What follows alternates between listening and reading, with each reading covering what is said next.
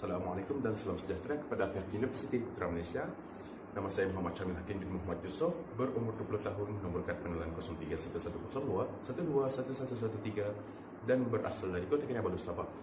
Saya berjaya mencapai keputusan 5A3B2C pada peringkat SPM dan berjaya mencapai PNCK 3.90 pada peringkat motivasi dalam kedua-dua semester. Saya juga berjaya mencapai band 4.5 dalam peperiksaan bahasa Inggeris Universiti UME. Saya merupakan bekas ahli majlis perwakilan pelajar di sekolah menengah dan merupakan ahli aktif kelab fotografi di Kolej Matrikulasi Labuan. Saya berhasrat untuk menyambung pengajian saya dalam jurusan biokimia. Hal ini kerana saya amat berminat untuk menghasilkan kajian yang dapat menyumbang kepada industri negara.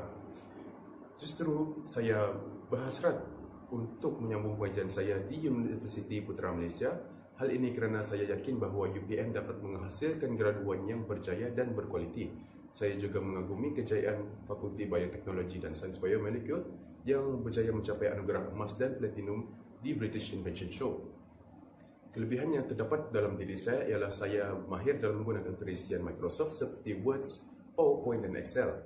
Saya juga fasih berbahasa Melayu, Inggeris dan bahasa Arab.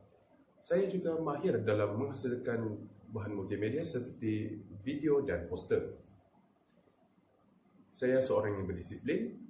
Misalnya, saya amat mementingkan disiplin ketika melaksanakan tugas mengikut prosedur yang ditetapkan. Setelah menamatkan pengajian, saya berhasrat untuk menceburi bidang nanoteknologi dan saya juga bercita-cita untuk menghasilkan kajian yang dapat menyumbang kepada teknologi perubatan negara.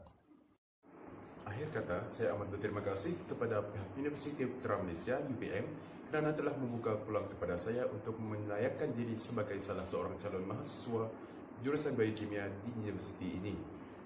Saya amat berharap agar permohonan saya akan diterima dan sekiranya saya memenuhi kriteria untuk menjadi salah seorang mahasiswa di Universiti Tuan, saya boleh dihubungi menerusi maklumat perhubungan berikut.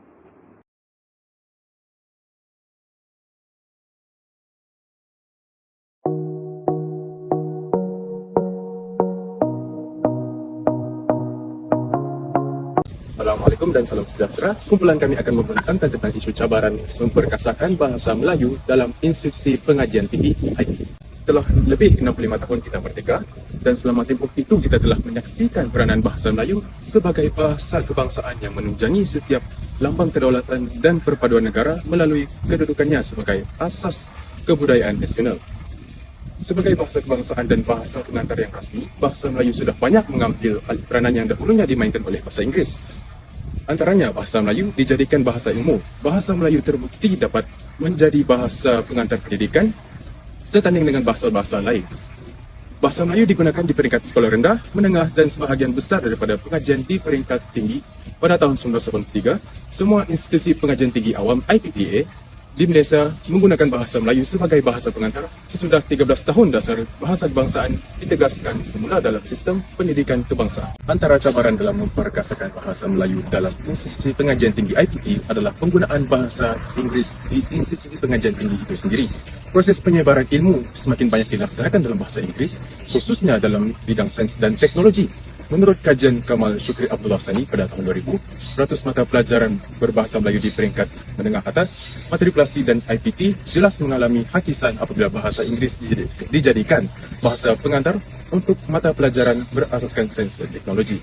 Menurut kajian tersebut juga, terdapat fakulti yang menggunakan bahasa Inggeris hingga 91% sebagai bahasa pengantar bagi kursus-kursus yang ditawarkan. Hal ini bermakna hanya 9% kursus yang menggunakan bahasa Melayu. Dalam hal ini, tidak ada siapapun yang menolak kepentingan bahasa-bahasa lain termasuk bahasa Inggeris. Namun, bahasa Melayu perlulah diletakkan pada kedudukannya selaras dengan perlembagaan negara serta sebagai satu jati diri bangsa Malaysia. Di manakah martabat bahasa Melayu jika rakyat sendiri tidak meletakkannya pada kedudukan tertinggi? Buktinya, kebanyakan universiti cenderung menjadikan bahasa Inggeris sebagai bahasa utama. Selain itu, antara cabaran untuk memperkasakan bahasa Melayu dalam institusi pendidikan ialah kewujudan sekolah jenis kebangsaan SJK. Seperti yang kita sedia maklum, biasa adalah negara tunggal di dunia yang mempunyai sistem pendidikan dua aliran. yaitu Sekolah Kebangsaan (SK) dan Sekolah Jenis Kebangsaan (SJK). Dapatan kajian penguasaan bahasa Melayu dalam kalangan murid lepasan SJK membuktikan sistem pembelajaran bahasa Melayu di sekolah berkenaan tidak berjaya menghasilkan murid bukan Melayu yang benar-benar menguasai bahasa kebangsaan, dan dapatan itu didedahkan oleh pensyarah Institut Alam dan Tamadan Melayu AKM, Prof. Datuk Teo Koksio. Menurutnya, kajian terhadap sampel 14,000 pelatih di 79 kem program latihan khidmat negara PLKN di seluruh negara pada tahun 2010 mendapati 604 pelatih bukan Melayu langsung tidak boleh berbahasa Melayu. Jumlah berkenaan dijangka meningkat pada tahun selepas itu. Berikutan sikap tidak mementingkan penguasaan bahasa Melayu dalam kalangan murid SJK.